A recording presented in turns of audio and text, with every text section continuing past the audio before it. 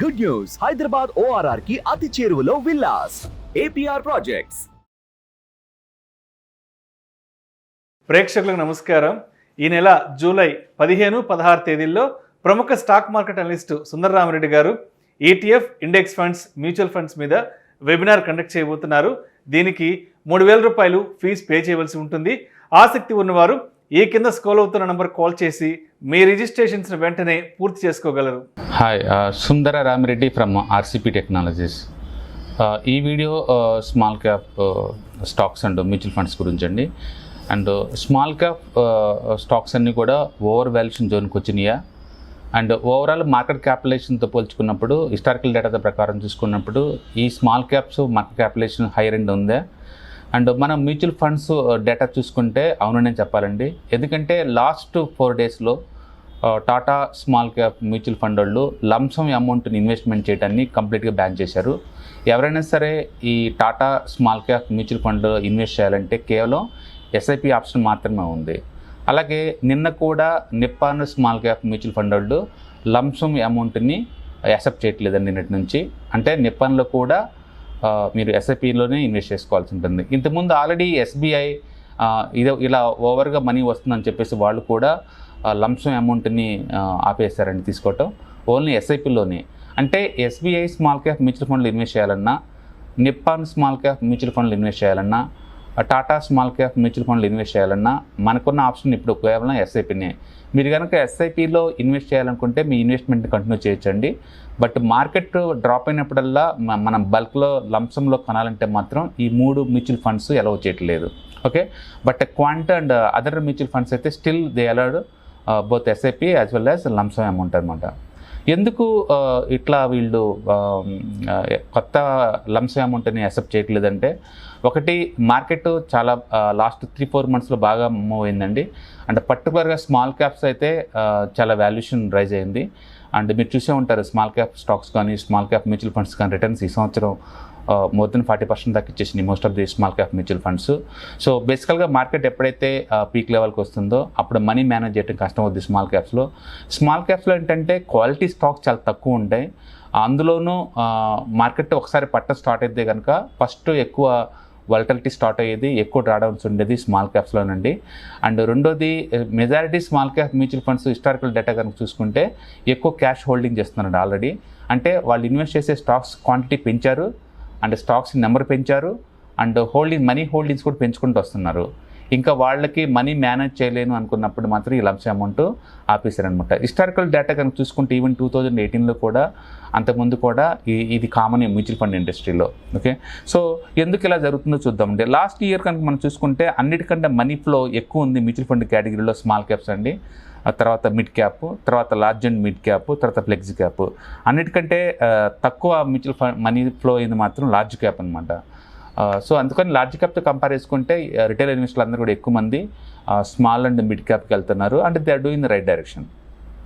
అలాగే మెజారిటీ ఈ financial apps కనుక మనం చూసుకున్నట్లయితే లైక్ ఇండ్ మనీ కానీ, లేదా కువేరా యాప్ కానీ, లేదా పేటిఎం మనీ యాప్ కానీ, లేదా గ్రో యాప్ కానీ చూసుకున్నట్లయితే అన్నిటికన్నా ట్రెండింగ్లో ఉండేది నెంబర్ 1 ఈ స్మాల్ క్యాప్ మ్యూచువల్ ఫండ్స్ అండి. అండ్ మీరు బాగా అబ్జర్వ్ కనుక చేసుకుంటే IND మనీలో top trending mutual fund Quant's small cap mutual fund, తర్వాత Nippon India small cap fund అనమాట. ఈ 2 ఫుల్ ట్రెండింగ్లో ఉన్నాయి. మనం కనుక టాప్ 5 కనుక చూసుకుంటే ఇండ్ మనీలో ఫుల్ ట్రెండింగ్లో ఉండేది Quant's small cap, Nippon India small cap, HDFC flexi cap, and Axis small cap, and SBI small cap. So IND money ద్వారా కొనే వాళ్ళల్లో టాప్ 5 ట్రెండింగ్లో ఉన్న మ్యూచువల్ ఫండ్స్లో అవుట్ ఆఫ్ 5లో 4 belongs to small cap category. దాన్ని బట్టి ఊహించుకోండి మనీ ఈ స్మాల్ క్యాప్స్ ఫండ్స్కి ఎలా వస్తుందో. అలాగే Kuvera India's the biggest mutual fund app అండి ఇది. దీంట్లో కనుక మనం చూసుకున్నట్లయితే HDFC స్మాల్ క్యాప్ నెంబర్ 1లో ఉంది, తర్వాత Quant's small cap second, HDFC mid cap opportunities third one, and Tata small cap, and 4th one Nippon India small cap. So ఇక్కడ కూడా కువేరాలో కూడా టాప్ 5 ట్రెండింగ్లో ఉన్న మ్యూచువల్ ఫండ్స్ ఏదంటే అవుట్ ఆఫ్ 5లో 4 belongs to small cap category అండి. అలాగే పేటిఎం మనీలో కనుక మనం చూసుకున్నట్లయితే quant small cap fund, quant infrastructure fund, and Nippon India Small Cap Fund, and Canara Robeco Small Cap Fund, and ICICI Prudential Small Cap Fund. Again, out of 5 లో 4 small cap mutual funds. Groww యాప్లో కనుక చూసుకున్నట్లయితే మనం Quant small cap and Quant infra fund, ICICI Prudential commodities and India Nippon India small cap and Canara Robeco small cap. Again out of 5లో 3 belongs to small cap. So ఇట్లా popular mutual fund యాప్స్లో అన్నింటిలో కూడా only small caps మీదే investor focus చేస్తున్నారండి. Last 1 yearలో ఒక small cap mutual ఫండ్లో కంబైన్ టుగెదర్గా 25,000 crores మనీ ఫ్లో అయిందంటే మీరు ఊహించుకోవచ్చు. సో తద్వారా ఏంటంటే స్మాల్ క్యాప్స్ ఓవర్ వాల్యుయేషన్కి వచ్చిన వీళ్ళు ఫీల్ అవుతున్నట్టున్నారు. అండ్ రెండోది మార్కెట్ క్యాపిటలేషన్ ప్రకారం కూడా స్మాల్ క్యాప్స్ మ్యాక్సిమం లెవెల్కి వచ్చేసినాయి. అండ్ వాళ్ళు ఇన్వెస్ట్ చేయాల్సిన నెంబర్ ఆఫ్ స్టాక్స్ కూడా పెంచారు. అండ్ క్యాష్ హోల్డింగ్ లెవెల్ కూడా స్లోగా పెరుగుతున్నాయి.